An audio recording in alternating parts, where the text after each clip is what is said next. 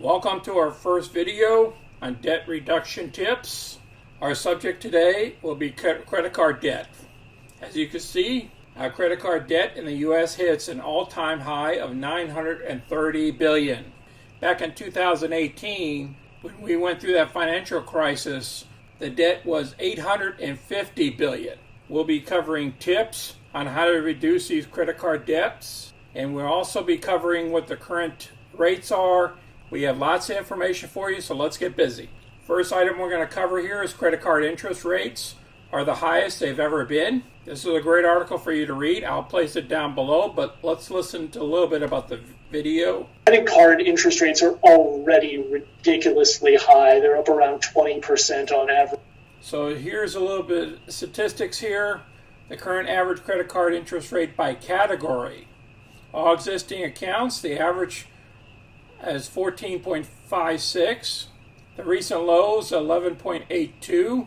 The new offers, 18.89. And basically, the gentleman that you just heard was rounding it up to 20%. Because a lot of folks over here have fair credit. They're paying 23%, whereas good credit is 19.73%. Now let's hit the article. Credit card debt in the U.S. hits all-time high of $930 billion. And then we're going to talk about how to tackle yours with balance transfers as well.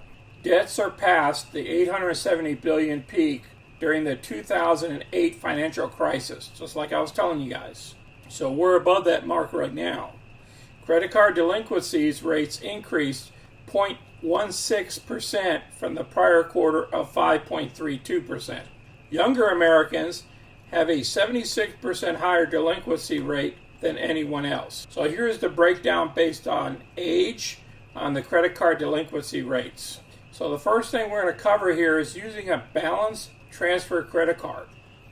Now what you got to understand about these balance transfer credit cards, you don't want to use that credit card for nothing else when you do that balance transfer. Otherwise, you're going to be paying that highest interest rates on all those new purchases that you've done. Okay? Just keep that in mind. That's a tip for you. I've seen people do this, and then they use the same credit card. Next thing you know, they're being charged 20 to 25% on the remainder, whatever they're buying every day, whether they're going out to lunch or whatever, using that same credit card.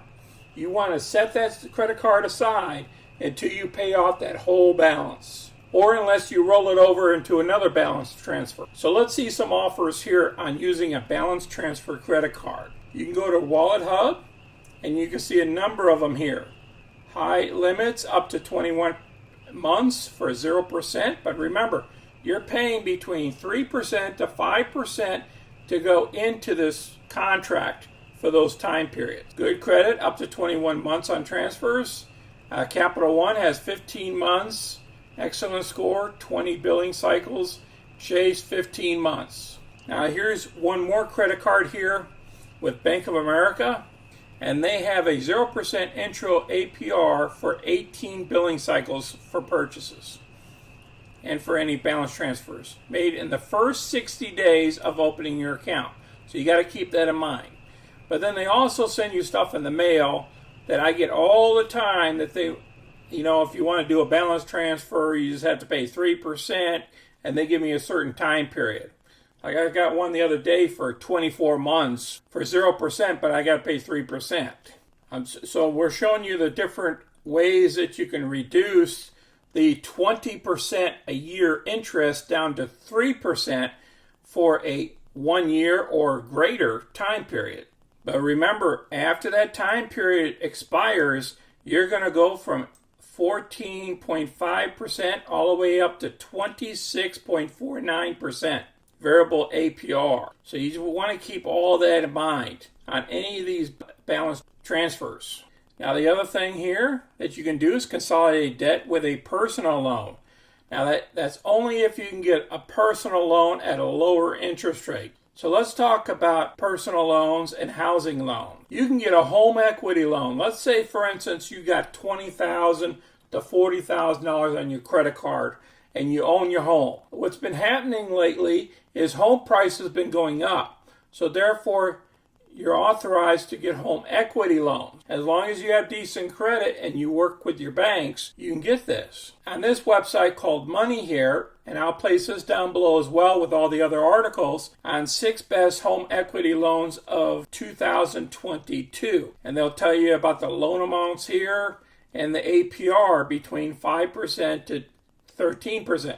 Now remember, you try to get a fixed rate. If you're doing 10 years or 5 years because you got so much debt on your credit card, you want to get a good rate and lock it in. You don't want to leave it as variable because then it can keep going up and up and up. They can raise it whenever they feel like it.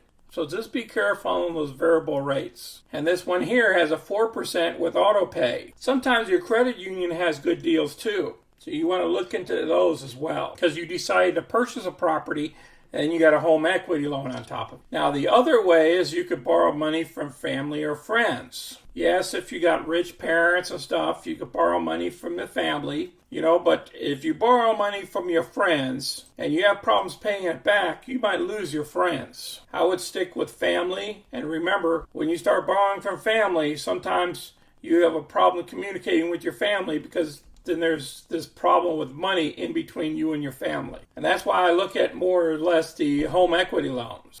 There's a lot more video to go. Please keep watching until the end. Please subscribe down below and place your comments below as well. Thank you. We have a list of best credit card bonuses for new cardholders as of July 2022.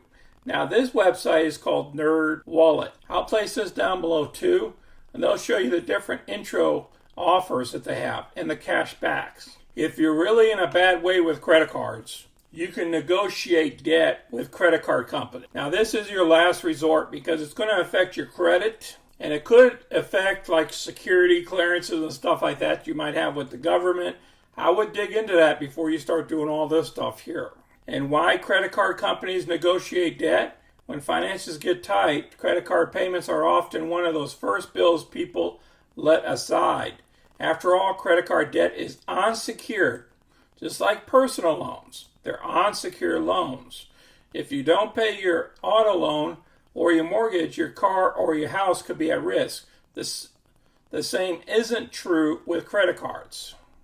And they go through how the credit card settlement works. Normally you go through a third party and they help you with all this. But I'm going to place this down below. They talk about the lump sum settlement and working out agreements. It's all detailed in this report. I appreciate everybody watching this video today. And provide me some feedback or some other subjects that you want to look into on our debt reduction tips. Until next time, folks, you guys be careful out there and be safe. This is Sonny. I'm out.